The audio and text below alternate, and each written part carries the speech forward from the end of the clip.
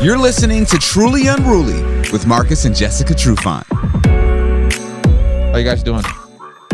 Doing excellent. We're doing good. We're in the Halloween spirit. Good. Just before we get started, I don't want any of the lovely church folks that watch this podcast to be offended by the decor. Wait a minute. If they were offended by anything,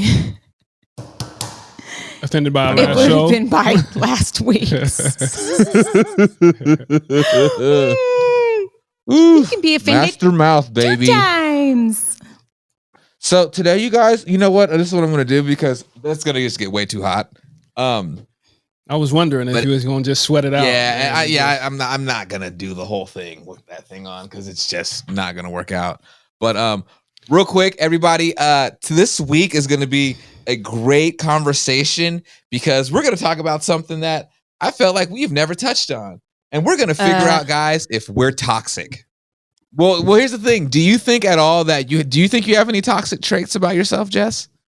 I don't know. I can count them on 10 people's hands. So, yes. Doesn't everybody have toxic traits? I would think so. Yeah. No one's perfect. So. Wait a minute. Define a toxic trait. I don't know. Like, is there times that you don't take responsibility for things? Is that toxic? Or is that just... I have a list of toxic traits, and that's definitely one of them. Oh. With an explanation. Okay. Marcus, do you ever think that you're toxic or feel toxic? Do I feel toxic?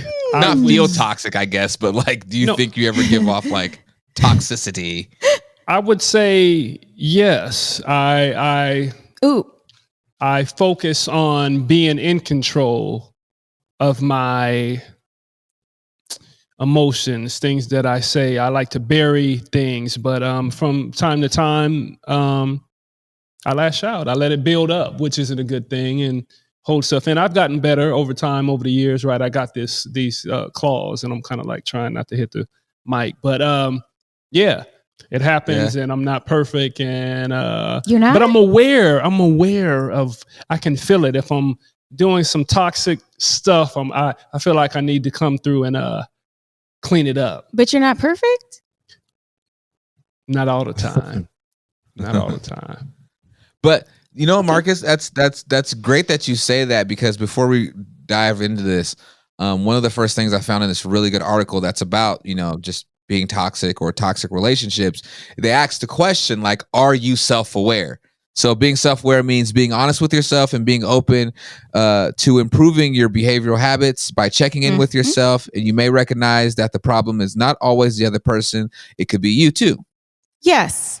I have become more self-aware over the years. I think it takes time. Maybe some people just are naturally more self-aware, but for others, it takes time to become self-aware. I think it's a part of communication. Being self-aware is being open to what somebody else is saying, kind of, but not really, though. If you're self-aware, it's about yourself. I know, but it's acknowledging, because maybe I say, no, Jess, you think you're doing this, or you may say, no, Marcus, you think you're on this level, you think you're doing this, but this is what I see. So to be able to take maybe some criticism and be like, okay, maybe, and then be self-aware and take that in and be like, okay, maybe I'm not doing as well as I thought, or my way is not always the right way. So let me listen to what my partner's saying. Okay, so you're not self-aware is what you're saying. I am. I don't listen to you. And when you give, and when you got things to say. Do you? Of where I may have some. You know what? Are you threatening me right now? Some work. Put them damn knives away. So, and we talk about it though, and I'm okay. That's being coachable. Like here's a toxic trait. One of them I want to dive into is being judgmental. So they say, are you judging someone when they confide in you? Are you judging others for how they're living their own life? In a romantic relationship, for example, if your partner comes to you with a concern or discussion, it's important to create a safe space for them so they can voice their opinions. Making the other feel heard and listened to goes hand in hand with a healthy relationship.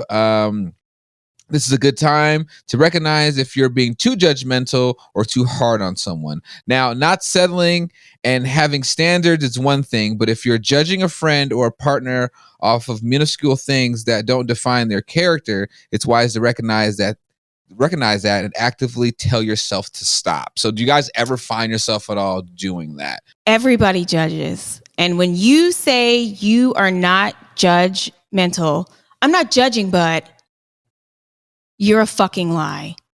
Like, it is literally impossible for someone to be judgment free. It's not possible. So everybody judges. Why do you say that, Jess? Because you've said that a few times, and I know like you really, really stand by that.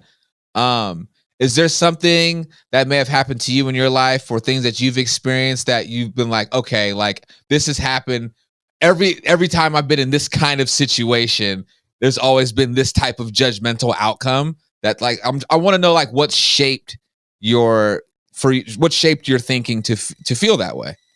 Because everybody, when they're talking to somebody or know somebody, there is something going on in their head. I mean, it's like you're having a conversation with somebody and somebody is telling you something maybe that isn't something that you would do or whatever. Are you really like, oh God, that is just, wow. Okay, good job.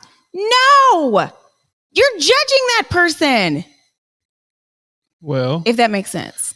What I think, or what I would say, that there's a difference between judgment and observation. Maybe what?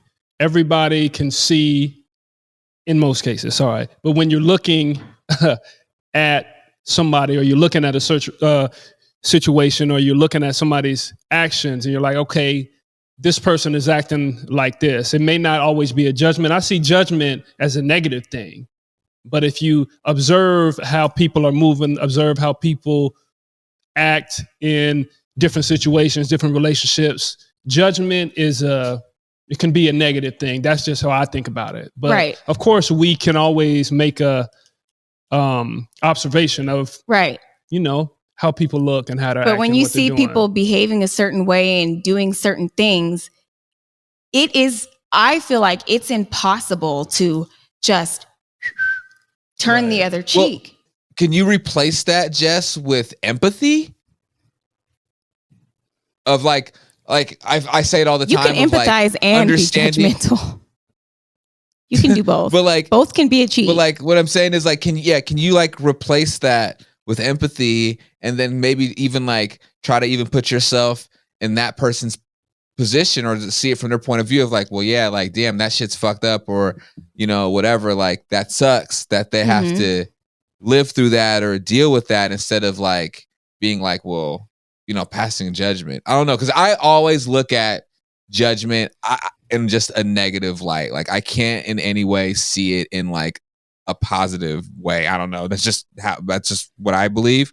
Right. But I just feel like there's other things you can like replace that with, right? I would think. Yes, you can in your head try to empathize with someone or look somebody in the eyes and go, "Oh my God. Oh God, that's so tough. I completely understand." You're judging.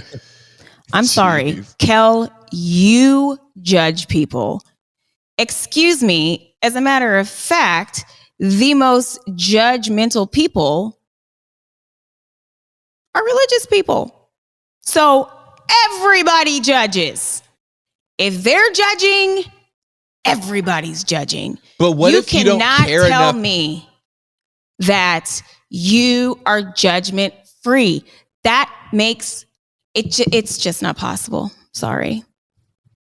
I wish it were. You don't think at all. you don't think at all that a person can be self-aware enough to, let's say, even those kind of thoughts even jump in their head, like, because obviously, like, your brain's gonna do whatever it does, right? If it sees something or sees a certain situation, it's gonna just react the way it reacts, right? Mhm. But like, you don't think people have enough self-control to like stop that for a second and be like, hold on a minute, like, I shouldn't be judging this person. That's kind of fucked up. Because like, my thing is like, I feel like to judge somebody, you have to fucking care, right? And if I don't care enough, why am I gonna judge? Right? Well, yeah, but if anything, I judge the most about things, people I don't care about. It's like judging. But I just believe you can tell yourself, I even do that at times, just pull it back. Don't be judgmental. But back here, it's still there. And it's kind of hard to, and you know, there's like quick judgments, right? You judge, you move on. It's choices. And it's one thing if you judge somebody and you're like, I'm not trying to associate with that person because they're this, that, this. But you can say, I ain't liking what she's doing. That ain't right. And you move on. That's okay. But you're judging. Though. That's okay. And we talk about choices, and we got choices to like what people do. We got choices not to like what people do. So if we're going to make a judgment or observation and be like, okay, I don't like the way this person is, or the type of energy, or the way this person lives, or whatever, or they carry themselves in their relationship. It's judging, but it's observation, and we all have choices. So there is some blurred lines between the judgment, and when we go back to being toxic, I necessarily don't think it's toxic if you're making a choice. If you're judgmental and you don't do your homework, that's another thing, though. Just to judge just from surface level stuff. Right. Yeah, you got to give people a fair shake, I think. Right. You do. And so you, like I said, you can initially judge somebody, but it goes away. And if sometimes you got to meet people where they're at. You got to meet some people where they're at, because some people just won't change, and that's just how they are. And you have that choice. You do have that choice. You have that choice. I'm gonna rock with you, or I'm not. Right. Life is full of judgment. I mean, we're judged all of the freaking time. All of the time. Hey, I want to ask you guys. I like asking all my friends, and especially my friends that have been married for a long time, this because you know, when you've been together for someone as long as you guys have been together for, you've had probably every type of like disagreement or every type of like argument. Who would you say in you guys' relationship does the most gaslighting? I think it's both of us. That's what I was going to say. It's probably closer to 50-50 than people may think, just off of judging our... Right. I'm still judging this man over here. Go ahead. But you talked about, Kale, like about if you care enough to judge people, but at the same time, on the flip side of it, as a recipient of the judgment, do I care? And I don't know if, well, I do care because I want to make you happy. I want to be good for you. I want to be everything you need. But at the same time, you need to meet me where I'm at. I can make improvements, but to change my whole being. Well, you can't do that. I know. Yeah. So I'm not okay with that. But I thought it was if you care about the person, but you're talking about. I'm talking about both. Right. I'm talking about the judgment. If the judgment is coming my way, or the constructive criticism is better, I guess a better word. It's not, it doesn't even have to be, you don't even have to say anything. So what's the judgment that you're still judging me about currently now? Jesus Christ. You said you're still judging me. Can you hear the the scrape I of the low beard, though. This is the low am beard. judging you right now for wearing those ugly ass gold teeth. So, but it goes with the Freddy, though. It kind of gives me the yellow teeth appearance of being burned in the furnace. And you did good. I think you did really good. thank you. I appreciate it. I put it together. Hey, Taught you well. Marcus. 7 minutes. Marcus, don't let her hate on them golds, man. All I see is you she shining, don't like brother. the golds at all, and I'm good with that. Kel, in the back of your head, judging.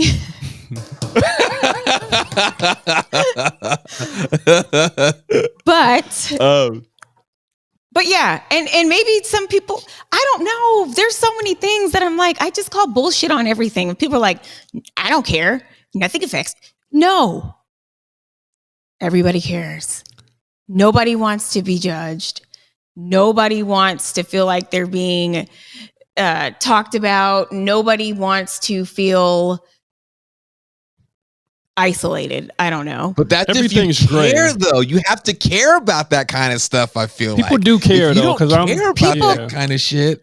I'm one of those guys, You Kel. I like to say I don't care care, about a Kel. lot of stuff, but I care, but then I don't, though. But all this is a lot of gray. It makes it Well, tough. if we didn't care about people's judgments and shit, people would be doing a lot of shit. They would be doing whatever they want. I know, but people are you so know, you're- negative. That's my thing. You gotta care. You can't care about everything, though. You can't please Yeah, 'cause everybody that's the thing, ever.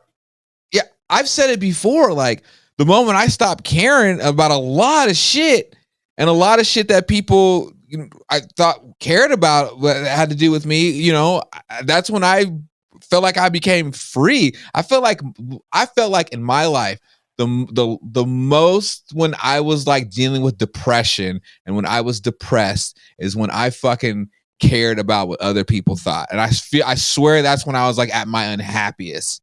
A lot of that shit, you're the one like that has to give that shit life. Like, if you give that shit life, then it matters. But if you don't give it life, then who gives a fuck? Do you care about that? Do you fester in that? Do you like give that life, or do you just say, well, fuck it? I know people are going to feel the way they're going to feel. I think it depends. I think you have to be a really self-assured, completely 100% secure with who you are and your actions and your behavior to just brush stuff off. And I think that's rare. What do you think? I think It happens. It's possible, but I think it's a focus thing and where you put your energy. Are you going to put your energy on yourself? That's exactly or are you going to it. put your energy into, pleasing others? I think both can be accomplished, but where are you going to put the most investment at? And I'm a woman, so it's different. It is different for True, us. We but- have a lot of expectations. True, but not true. A lot of things to live up to. People will judge you as a mother. People will Agreed. judge you as a wife. People Agreed. judge your body. People judge your makeup. People judge your hair, your look. We have to deal with a lot. So for someone to be like, I just let it roll off my shoulder. You can do it a few times, but if it keeps happening and you keep experiencing that type of judgment, it is going to affect you.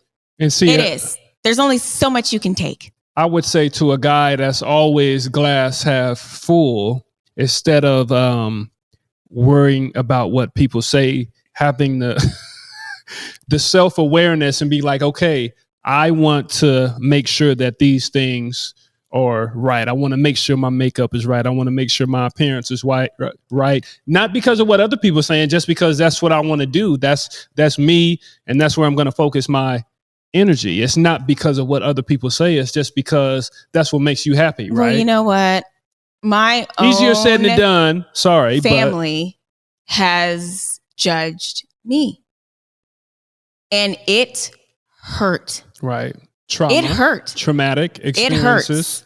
It definitely hurts, especially when it's the people that you care about and love that judge you. And these are grown ass people judging me. So you can say, oh, it's about being, so you got to know where you're at. But are you talking about from a young age, or are you talking about as an adult? Because I'm talking about as a grown up that may be able to figure this thing out. You know what I went through. I know, yeah, but I'm saying where judgment. I'm coming from is from the adult place. It's harder to do it as a younger person. Of course it is. You don't know. You're trying to find yourself, and you don't know exactly who you are and where you're at. I went through judgment. All of us go through judgment, but you're still going through judgment. Right. But I don't so much care about it though. And that's where I've grown, and that's my defense mechanism. I don't so much care about what people think because I know it's coming. I know the judgment's coming. So there's nothing I can do to stop that. So I'd rather focus my energy on me and my positivity and where I'm at. Okay. Yeah. No, that's real. Like I'm right there with you guys. I'm a person that has been judged by my entire family, still get judged by my entire family. I have family members and siblings that I haven't talked to now in almost a year. You know what I'm saying? And Lord knows what they say about me behind my back. But the thing that I've learned, and I think this is just one of those things from just going to therapy, is that you cannot give someone else the power to dictate your happiness. Fuck that. Like, because you can't give people that. You'll never please them 100%. That's it. At the end of the day, I know I will never please these people. I will never please them. You know what I'm saying? So it's like you gotta take that back. Like you can't. So that's like you said, Jess. Like when you're just like, well, people say, oh, well, you got to work on you. It's like, no. Essentially, you have to be selfish at that point with your love, especially with your self love, because it's not even being selfish. It's taking care of self. Right. It's just right. It's just taking care of self. Like, right. So it's just one of those things where it's like, why would I try or keep trying so hard to try to appease these people where I know that I'll never be able to appease these people? And if for me to finally appease them is for them to see me fail. You know what I'm saying? And I'm not about to fail. And then they're happy. And then they come to see you. And then they're like, they're your best friend. Do you need anything, Jess? Can I help you out? Exactly. Right. Yeah. Exactly. Misery loves company. And so at the end of the day, take your happiness back. Right. That's how I feel. Yeah. Yeah. So, I agree. Yeah. Don't give it that energy. Yeah, don't give that shit. But at life, the same man. time, it's hard. It takes practice. It's hard. It takes practice. You got to practice it. Yeah. You got to live practice in it. not giving a fuck. Yes, That's pretty real. much. You got to practice everything. But you know what the real like freaky part about it is though? Like it should give you a second to really step back within yourself and think like, whoa, this is how powerful the brain is. Because at the end of the day, it's all up here, right? Mm-hmm. They're not doing anything to you to fucking actually hinder you or stop you guys from living a good life and taking care of your family and your kids. It's all shit up here. Because at the end of the day, it's all words and perspective, right? So it's just finding a way to do something with all that shit that's up here. Thoughts are powerful, and thoughts and words will make your brain do a lot of shit. Yeah, it'll make you start thinking a lot of different ways and do a lot of weird shit. So it's just like we said in the very beginning, just trying to be as self-aware as you can be, to be like, hold on, wait a minute, like, stop. I'm not going to give them that, So. Yeah. I agree. Yeah. Another toxic trait. Who in you guys' relationship is the most manipulative? Like, who's the manipulator? Did we go over this before? No, we didn't. Oh. So answer the question. Well, me, of course. Shit. I think women in general, we're pretty good. We are pretty good at getting. Do you ever guilt Marcus into doing something for you, or do you ever exploit his emotions? I just guilted him into going downstairs and getting me a snack a couple of nights ago. So, No, that's good manipulation, sorry. though. You was hungry. You know what, though? You can flip the manipulation. I know. I'm not, sometimes I may play dumb, like I don't get it, but I understand. I get it. I see where you're coming from. I'm I'm on my Professor X. I know. Sometimes I know what you're thinking before you even do it. I can see what you're doing. I feel the same about you. I know. And I think I just told you this. Right. I know you. I know, but you think you know me, but you have no idea. Finish it. There you go. But in a relationship, I think that's the dance. I say it all the time. We're not so much manipulating. I was going to say, I don't think it's manipulating. But I think he's just kind of. We're just where we're at. You want me to do this, and I know if I hit some trigger words or do some trigger responses, this is what I'm gonna get. And sometime I'm here. I want all the smoke, so I'm throwing everything I got. But sometimes I just ain't got the time. So okay, I'm gonna manipulate my response or my actions in order to keep the peace or not to cause friction.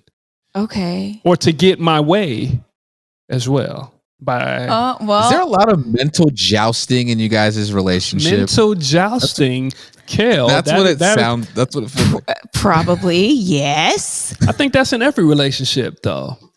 Yes, it is in every relationship, but it's like I can't really manipulate somebody that, like, where there's, I don't know, I guess there can be manipulation where there's love, but I don't have to manipulate.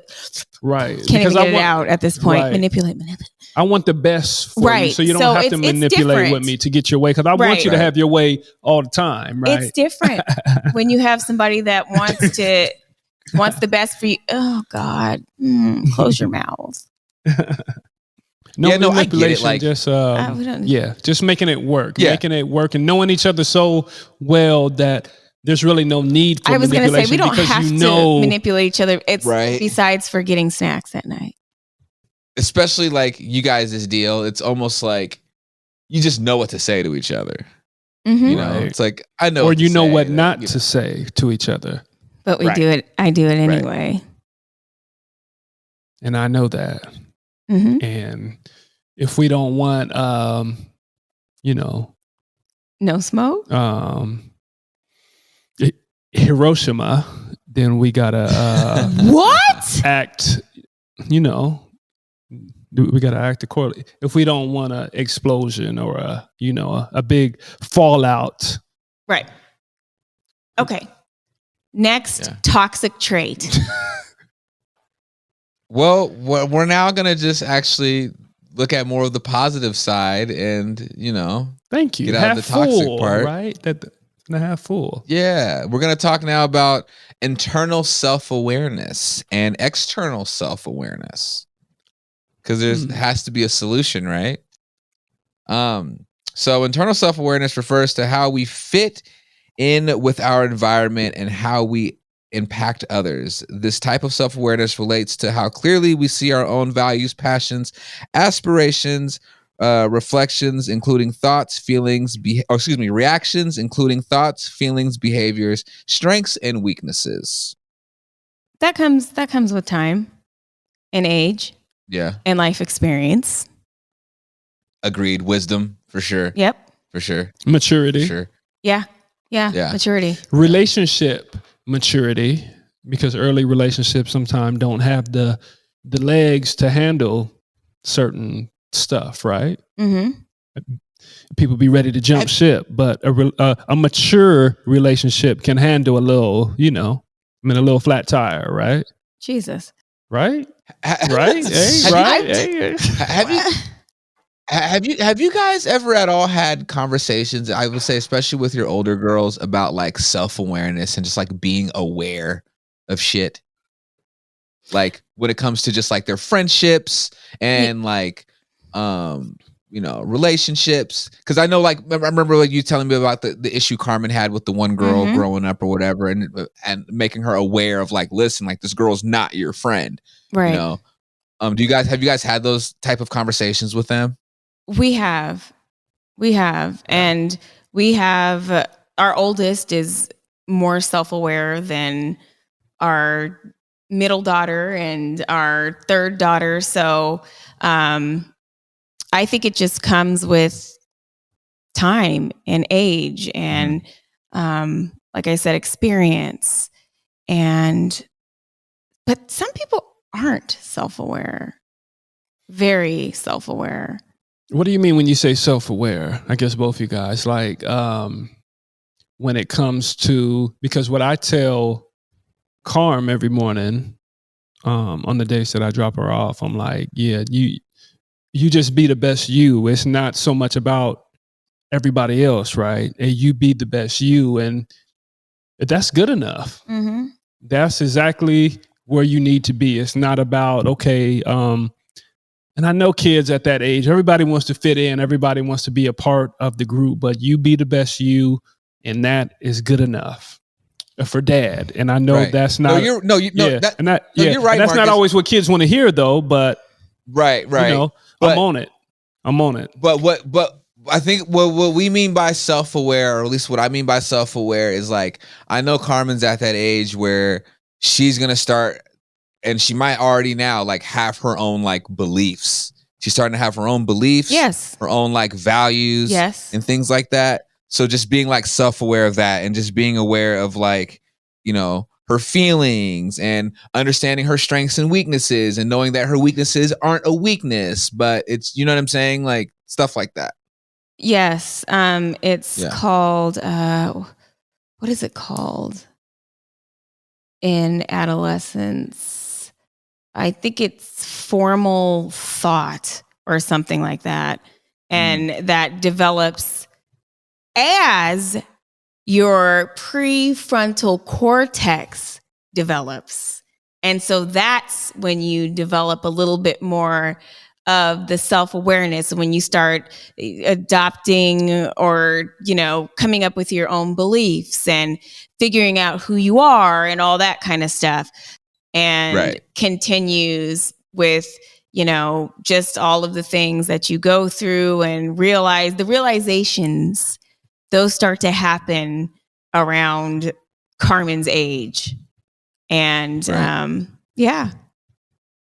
then there's external self-awareness, and I think this kind of sort of relates to the judgment conversation we just had a couple seconds ago. But external self-awareness means understanding how people view us. So I was getting ready to say that.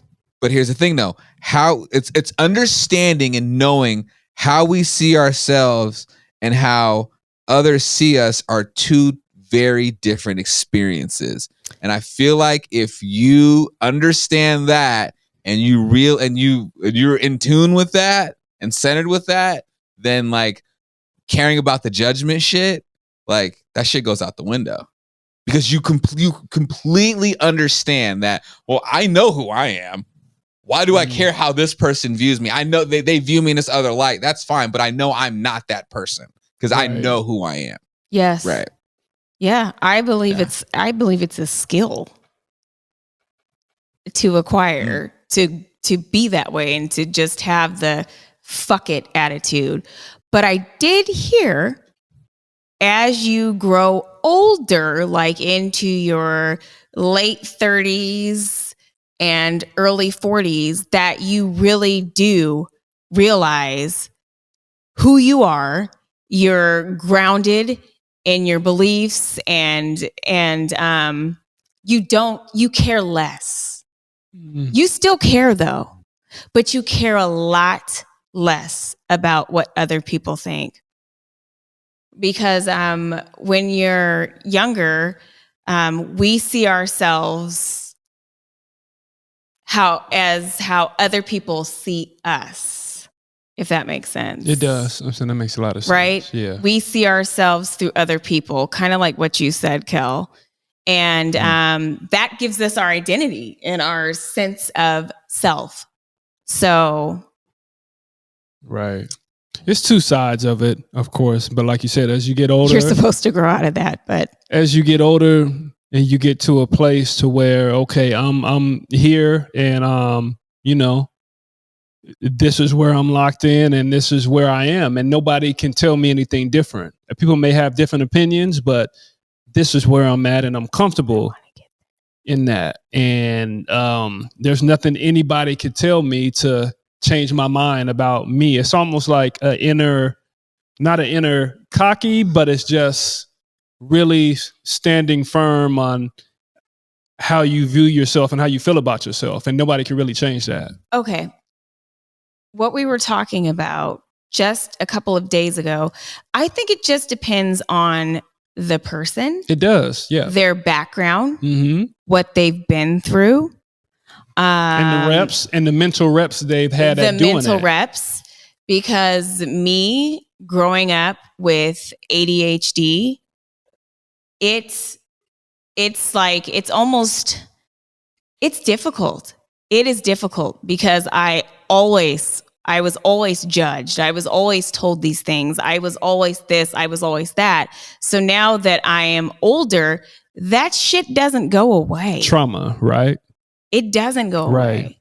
Mm-hmm. So I think it depends on the person and the circumstance and what they've been through as well. I agree. You found a good therapist? Huh? You found a good therapist? Oh, I was in therapy for, I don't know, 3 years straight. You got to keep going. You don't stop. That's 3 the years thing straight. with therapy is like, that's the thing about therapy though. Like you don't stop. You have to keep going. Like that's the one thing you essentially like are committed to it, and you just have to keep going. You have to keep going. Yeah. Like There's I think we times should where I'm talk like, about therapy more in the Black community. I think I think it can be. no question, it's taboo. Or I know that it's good for us to do that. Well, this was good. Episode 39 of Truly Unruly. 39, you guys. And we have officially done this 1 year. oh shit. We should have 1 had year anniversary. or something. I know, yeah. We'll do it next we got show. a couple hundred more to go, homie. Yeah. So We made it. Many But, more. Much more. yeah, but yeah, this was great. Episode 39, Truly Unruly. Marcus Trufant, aka Freddy Krueger. Jessica Trufant, aka the Beetlejuice. I was the devil, but that shit got hot. I took that mask off. Ha ha Ha. Took my mask off. Yeah. But of course, follow Marcus on Instagram, Marcus_Trufant, Jessica _Trufant. I'm media_Kels. Follow the page, Truly Unruly _podcast. And of course, watch us on YouTube and subscribe on Marcus Trufant's YouTube channel. You can listen to us on all streaming platforms. Please, you guys, subscribe, like, and leave us a nice review. Catch us every Sunday on the Converge Network. And I think that's it. So yeah, anything else you guys want to say? Don't go to sleep. All right. Oh, Freddy's coming. Jesus Christ. I don't know. Real what quick would before we cut Beetlejuice off, say? Marcus, I'm gonna get real personal for a second before we end this, like just really, really, really quick. If you guys do it tonight, keep the glove on. You gotta wear the glove and the hat. Let me see. Maybe Or the at least hat. wear the hat. Maybe the sweater. Jess, you gotta wear the wig. If he keeps Jess, you those gotta wear the gold wig. teeth in his mouth, right? No. You shining, boy. You shining. I'm here. Hey. Oh man. Mama. All right, y'all. Until next time. Peace and love.